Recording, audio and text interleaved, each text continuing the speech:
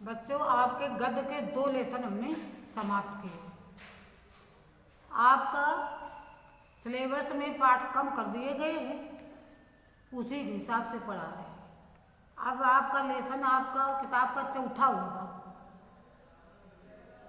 सरकार ने ये लॉकडाउन की वजह से पाठ्यक्रम कम कर दिया है, तो उसी में आपका ये लेसन है भारतीय संस्कृत। भारतीय संस्कृत, और इसके लेखक है डॉक्टर राजेंद्र प्रसाद। कौन है? डॉक्टर राजेंद्र प्रसाद। अभी आपको पिछला हमने जयशंकर प्रसाद पढ़ाया था, रामचंद्र शुक्ल पढ़ाया, क्या लिखूं को आधा पढ़ाया था, तो वो है नहीं कोर्स में। तो देखो, राजेंद्र प्रसाद का संक्षिप्त जीवन परिचय। जब लेसन कम कर दिए गए हैं तो आपको सभी लर्न करना है। देश रत्न डॉक्टर राजेंद्र प्रसाद का जन्म सन 1884 ईस्वी में बिहार राज्य के छपरा जिले के जीरादेई नामक ग्राम में हुआ था। देश रत्न डॉक्टर राजेंद्र प्रसाद का जन्म सन 1884 ईस्वी में बिहार राज्य के छपरा जिले के जीरादेई नामक ग्राम में हुआ था। कलकत्ता विश्वविद्यालय से इन्होंने एमए की परीक्षा उत्तीर्ण की। कहाँ से की? कलकत्ता विश्वविद्यालय से। राजेंद्र बाबू बड़े मेधावी छात्र थे और प्रायः सभी परीक्षाओं में इन्होंने प्रथम स्थान प्राप्त किया। मुजफ्फरपुर के एक कॉलेज में कुछ दिन अध्यापन कार्य करने के पश्चात सन 1911 से 1920 ईस्वी तक राजेंद्र बाबू ने क्रमशः कलकत्ता तथा पटना हाई कोर्ट में वकालत की, परंतु गांधी जी के आदर्शों, सिद्धांतों तथा आंदोलनों से प्रभावित होकर सन 1920 ईस्वी में इन्होंने वकालत छोड़ दी और पूर्ण रूप से देश सेवा के कार्य में लग गए। भारतीय राष्ट्रीय कांग्रेस में ये 3 बार सभापति चुने गए और सन 1962 ईस्वी तक भारत गणराज्य के राष्ट्रपति रहे। 1962 ईस्वी में इन्हें भारत की सर्वोच्च उपाधि भारत रत्न से अलंकृत किया गया। सत्यनिष्ठा, ईमानदारी, निर्भीकता, देशभक्त, साधुता और सादगी इनके रोम रोम में व्याप्त है। राजेंद्र बाबू की मृत्यु 28 फरवरी सन 1963 ईस्वी को हो गई। अब इनकी कृतियां: भारतीय शिक्षा, गांधी जी की देन, शिक्षा और संस्कृत, मेरी आत्मकथा, बापूजी के कदमों, मेरी यूरोप यात्रा, संस्कृत का अध्ययन, चंपारण में महात्मा गांधी तथा खादी का अर्थशास्त्र। ये और इनकी भाषा, राजेंद्र बाबू की भाषा सहज, सरल, सुबोध, खरी बोली है। इनकी भाषा व्यवहारिक है, इसीलिए उसमें संस्कृत, उर्दू, अंग्रेजी आदि भाषाओं के शब्दों का समुचित प्रयोग हुआ है। ग्रामीण कहावतों एवं ग्रामीण शब्दों का भी प्रयोग किया गया है। अब आपका लेसन है भारतीय संस्कृत। यह भारतीय संस्कृत जो है पाठ एक भाषण का एक अंश है। इसमें बताया गया है कि भारत जैसे विशाल देश में व्याप्त जीवन व रहन सहन की विविधता में भी एकता के दर्शन होते हैं।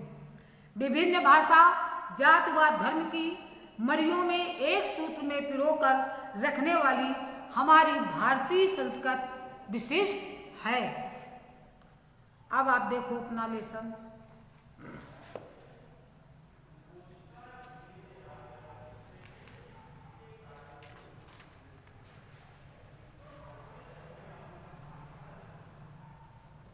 कोई विदेशी जो भारत से बिल्कुल अपरिचित हो, एक छोर से दूसरे छोर तक सफर करे तो उसको इस देश में इतनी विभिन्नताएं देखने में आएंगी कि वह कह उठेगा कि यह एक देश नहीं बल्कि कई देशों का एक समूह है, जो एक दूसरे के बहुत बातों में और विशेष करके ऐसी बातों में जो आसानी से आंखों के सामने आती हैं बिल्कुल भिन्न है। प्राकृतिक विभिन्नताएं भी इतनी और इतने प्रकार की और इतनी गहरी नजर आएंगी जो किसी भी एक महाद्वीप के अंदर ही नजर आ सकती हैं। हिमालय की बर्फ से ढकी हुई पहाड़ियाँ एक छोर पर मिलेंगी और जैसे जैसे वह दक्षिण की ओर बढ़ेगा गंगा जमुना ब्रह्मपुत्र से प्लावित समतलों को छोड़कर फिर विंध्य अरावली सतपुड़ा ब्रह्मांड नीलगिर की श्रेणियों के बीच समतल हिस्से रंग बिरंगे देखने में आएंगे। पश्चिम से पूर्व तक जाने में भी उसे इसकी विभिन्नताएं देखने को मिलेंगी। हिमालय की सर्दी के साथ साथ जो साल में कभी भी मनुष्य को गर्म कपड़ों से और आग से छुटकारा नहीं देती, समतल प्रांतों की जलती हुई लू और कन्याकुमारी का वह सुखद मौसम जिसमें न कभी सर्दी होती है और न गर्मी देखने को मिलेगी। अगर असम की पहाड़ियों में वर्ष में 300 इंच वर्षा मिलेगी तो जैसलमेर की तृप्त भूमि भी मिलेगी जहां साल में 2-4 इंच भी वर्षा नहीं होती। कोई ऐसा अन्न नहीं जो यहाँ उत्पन्न न किया जाता हो, कोई ऐसा फल नहीं जो यहाँ पैदा नहीं किया जा सके, कोई ऐसा खनिज पदार्थ नहीं जो यहाँ के भूगर्भ में न पाया जाता हो और न कोई ऐसा वृक्ष अथवा जानवर है जो यहाँ फैले हुए जंगलों में न मिले। यदि इस सिद्धांत को देखना हो कि आब हवा का असर इंसान के रहन सहन, खान पान, वेशभूषा, शरीर और मस्तिष्क पर पड़ता है तो उसका जीता जागता सबूत भारत में बसने वाले भिन्न भिन्न प्रांतों के लोग देते हैं।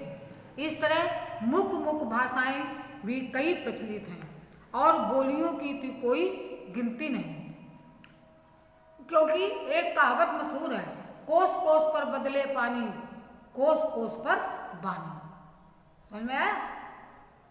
कोस कोस पर पानी भी बदलता है और वाणी भी बदलती है, यानी भाषा बोलने वाले। भिन्न भिन्न धर्मों के मानने वाले भी जो सारी दुनिया के सभी देशों में बसे हुए हैं यहाँ भी थोड़ी बहुत संख्या में पाए जाते हैं। और जिस तरह यहाँ की बोलियों की गिनती आसान नहीं, उसी तरह यहाँ भिन्न भिन्न धर्मों के संप्रदायों की भी गिनती आसान नहीं। इन विभिन्नताओं को देखकर अगर अपरिचित आदमी घबरा कर कह उठे कि ये देश नहीं अनेक देशों का एक समूह है, यह एक जात नहीं अनेक जातियों का समूह है, तो इसमें आश्चर्य की बात नहीं है, क्योंकि ऊपर से देखने वालों को जो गहराई में नहीं जाता विभिन्नता ही देखने में आएगी। पर विचार करके देखा जाए कि इन विभिन्नताओं की तय में एक ऐसी समता जिसे रेशमी धागा भिन्न भिन्न प्रकार की और विचित्र रंग की सुंदर मणियों अथवा फूलों को पिरोकर एक सुंदर हार तैयार कर देता है, जिसकी प्रत्येक मणि या फूल दूसरों से ना तो अलग है और ना हो सकता है, और केवल अपनी ही सुंदरता से लोगों को मोहता नहीं बल्कि दूसरों की सुंदरता से वह स्वयं सुशोभित होता है और इसी तरह अपनी सुंदरता से दूसरों को भी सुशोभित करता है। यह केवल एक काव्य की भावना नहीं बल्कि एक ऐतिहासिक सत्य है जो हजारों वर्षों से अलग अलग अस्तित्व रखते हुए अनेकानेक जलप्रपातों और प्रवाहों का संगम स्थल बनकर एक प्रकांड और प्रगाढ़ समुद्र के रूप में भारत में व्याप्त है, जिसे भारतीय संस्कृत का नाम दे सकते हैं। इन अलग अलग नदियों के उद्गम भिन्न भिन्न हो सकते हैं, इनकी धाराएं भी अलग अलग बही हैं और प्रदेश के अनुसार भिन्न भिन्न प्रकार के अन्न और फल फूल पैदा करती रही हैं, पर सब में एक ही शुद्ध सुंदर स्वस्थ और शीतल जल बहता रहा जो उद्गम और संगम में एक हो जाता है। उसी प्रकार से हमारे भारतवर्ष में अनेकों प्रकार की जातियां हैं अनेकों प्रकार के धर्म संप्रदाय हैं, समझे। लेकिन अलग अलग होने पर भी भाषाएं भी अलग हैं, वेशभूषा भी अलग है, लेकिन अगर गहराई से देखा जाए तो सभी एक सूत्र में पिरोए हुए हैं, यानी एकता के ही दर्शन होते हैं। आज मैं इतना ही आपको पढ़ाऊंगी, अब इसके आगे का अगले दिन पढ़ाऊंगी।